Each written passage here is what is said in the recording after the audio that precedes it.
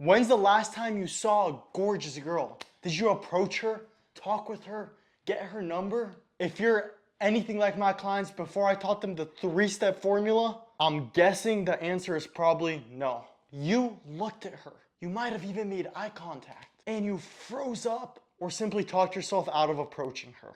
I get it. Approach anxiety sucks. It's crippling and it's so hard to get over if you don't know the formula. So today, I'm going to reveal to you how to never fail and even get girls to approach you. Warning, if you skip any of these 3 steps, you'll lose. They're so simple, but if you don't go through them progressively, they won't work. Step 1 is the approach. There are 2 scenarios. Scenario 1 is you make eye contact with a girl or catch her looking at you. And scenario 2 is you see a girl, you want to approach her, but you're too scared. If you make eye contact with a girl, do not look away like you were caught doing something bad. Listen closely. If a girl is looking at you, she likes you. Girls don't look at guys they don't like. So if you quickly look away, that will kill the attraction. It'll signal to her that you're weak and not confident. Girls hate that. Instead, hold eye contact for 3 seconds. Smile, and when she smiles back at you, wave to her. She will wave back. Here you have 2 options. Option 1 is you approach her like a normal person. Option 2 is extremely powerful. Instead of approaching her, you wave her over. If she starts coming to you, that means her interest is extremely high and it's practically game over. You've won. But sometimes the girl will do a little no, no, no and wave you over. You can either stick to your guns and do the same thing back to her, telling her, hey, you come to me, girl. I'm right here. I want to talk with you. Come on over. And most of the time, she will. She'll cave. Girls are not used to that level of confidence. If she continues and demands that you go over to her and does not cave, you can approach her and that's fine. But you don't want to look weak. It's not about, ooh, I'm a big guy, I can't approach her. No, dude, you can approach her like a normal person. But when you approach her, since you guys just had a little battle and she won it, kind of, not really, the first thing you say to her is extremely important. Call her out playfully. You're so sassy. Did you want to feel like I'm chasing you? Point is, call it out. Make it a joke. Make it funny. This makes it clear that it's not serious and that you think her games are cute. You can literally say, I like the games you play, it's cute. This is the perfect backhanded compliment. It calls out her sassy attitude while telling her in a non-needy way that it's cute. You like it. But if you want to avoid risking all this back and forth, just stick with option 1 and approach her. It's simple, and more often than not, simple works best. Scenario 2, if you didn't make eye contact with her and she hasn't seen you, you can still approach her. But there's one really important rule to this. Do not scare the girl. Avoid jumping in front of the girl or blocking her path or tapping her on the shoulder from behind. It's weird, it's creepy, she'll get uncomfortable. Make sure the girl sees you before you say hi. For example, if a girl's walking this way and I'm right here, I'm gonna walk, I'm not gonna jump in front of her. No, no, no. Instead, I'll stop, turn my body towards her without going in front of her. If she has headphones in, I'll do a little wave. If she doesn't, just say something normal like, hey, what's up? How's it going? Anything, just to get her attention without scaring her. When you do this, it's extremely important to say it with a smile. Hey, what's up? Smiles signal to the girl, oh, he's not dangerous. He's like a golden retriever. Golden retrievers, they don't bite, they don't attack. She's all good. And it builds that comfort and it opens her up to actually conversing with you. If you say, hey, what's up? Bro, she's scared, she's running. Step 2 is the opener/conversation. You want to be normal and immediately interject a false time constraint. For example, hey, my buddies are waiting on me, but I wanted to come say what's up. By setting a false time constraint, you inadvertently tell the girl, hey, I'm gonna be gone in just a moment, so you have absolutely nothing to worry about. If it gets awkward, I'm gonna leave anyways. And this, once again, builds comfort. She takes those walls down and she's not as worried, she's not as anxious. And it's a lot easier to flirt and talk with a girl that's not worried and not anxious.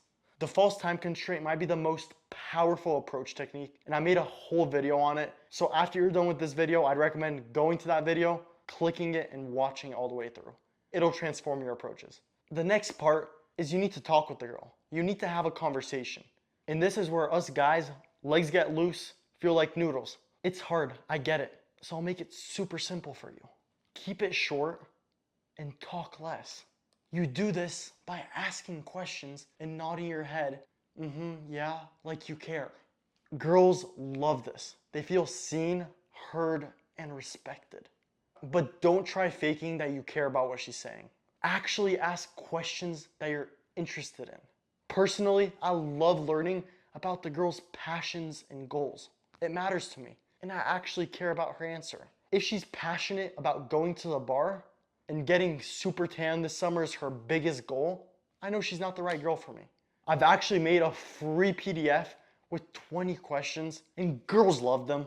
I know they love them because I've used them, my clients have used them, and they work like magic.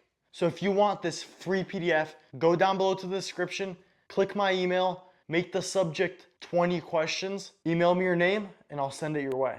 Asking good questions is extremely important for 3 reasons. It's paramount that you do the 3rd reason subtly. First, the less you talk, the less opportunities you'll give her to see how nervous you are. And the less opportunities you'll give yourself to say something stupid and scare her away. Second, the more a girl talks about what she's passionate about and things she likes, the more she'll associate good emotions with you. And if she's feeling good around you, she'll like you. Third, and this is extremely important, you can gather her logistics without being creepy. To take her on a date, it's good to know what part of town she's from, what she likes doing, and what her schedule's like. This will make the barrier of getting her on a date so much smaller, making it 100 times more likely that she actually shows up. But you don't want to make it seem like you're gathering her logistics. Instead, you want to incorporate it in the conversation subtly.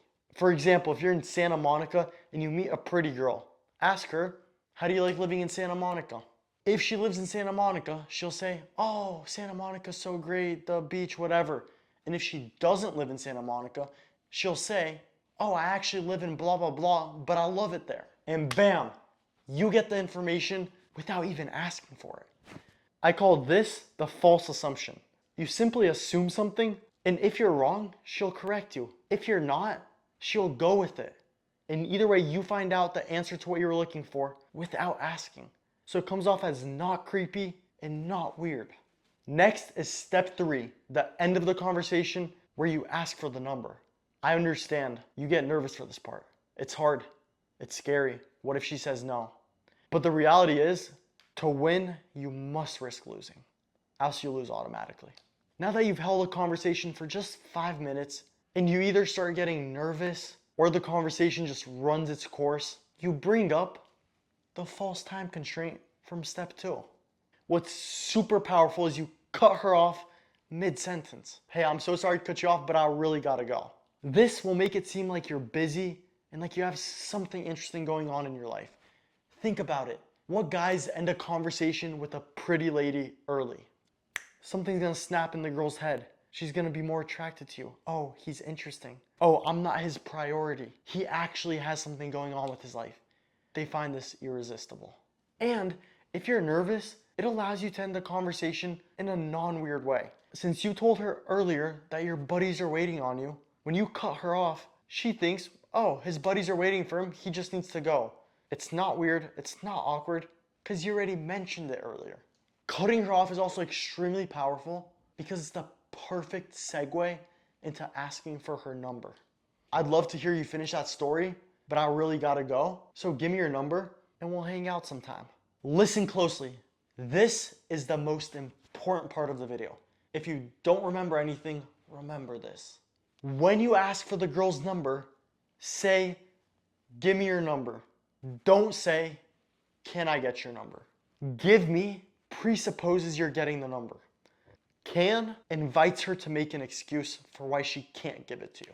It also makes you seem not confident. A guy who's sure of himself, who goes for what he wants unapologetically, won't ask. He'll command it.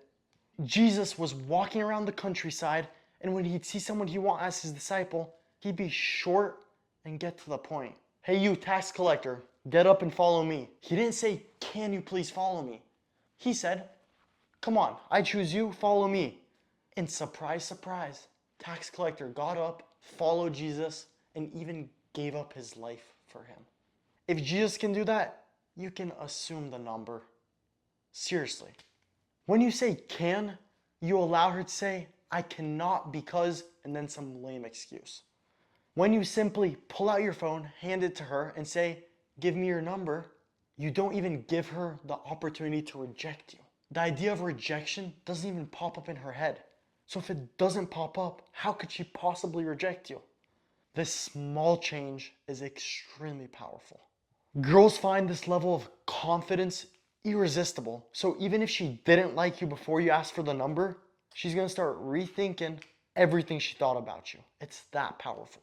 The next step is texting her and actually getting her to come on the date. Us guys, we have a tendency to text ourselves out of dates. Getting ghosted doesn't feel good.